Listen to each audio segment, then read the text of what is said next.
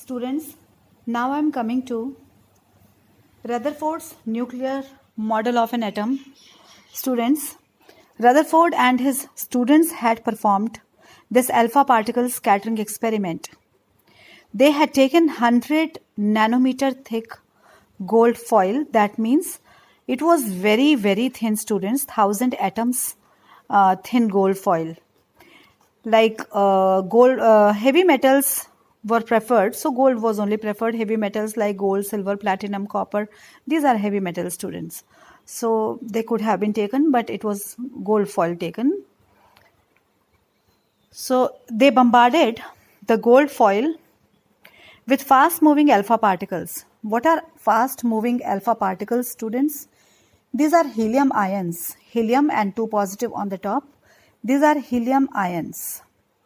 So what was observed?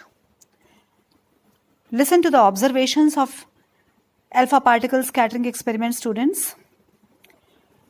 There are 3 points. First was, they observed that most of the alpha particles passed through the gold foil undeflected. They did not deflect while passing through the gold foil. Number 2 observation, a small fraction of the alpha particles were deflected by small angles. What is the second point? The small fraction of alpha particles was deflected by small angles. Point number 3, a very few alpha particles, 1 in 20,000, bounced back. That is, they were deflected by nearly making 180-degree angle. So what was concluded, students? Now I am discussing conclusion. Please listen to it carefully.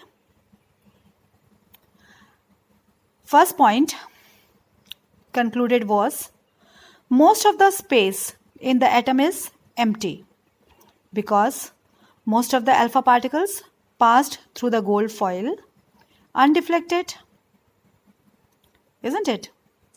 Point number 2, a few positively charged alpha particles were deflected, which shows that the positive charge has to be concentrated somewhere in a very small volume that repels and deflects all the positively charged alpha particles. Coming to the next point, students. Rutherford showed that volume occupied by that core of positive particles is very, very small. It is somewhat negligible, much smaller than the volume of much smaller than total volume of the atom. So the radius of the atom is about 10 raised to power minus 10 meter, whereas radius of nucleus was about 10 raised to power minus 15 meter. So students, what did you learn about the atomic model of Rutherford's?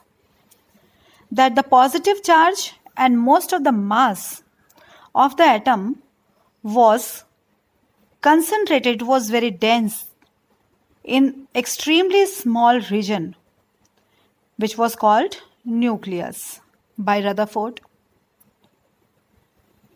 And the electrons move around the nucleus with a very high speed in circular path, and it was called orbits.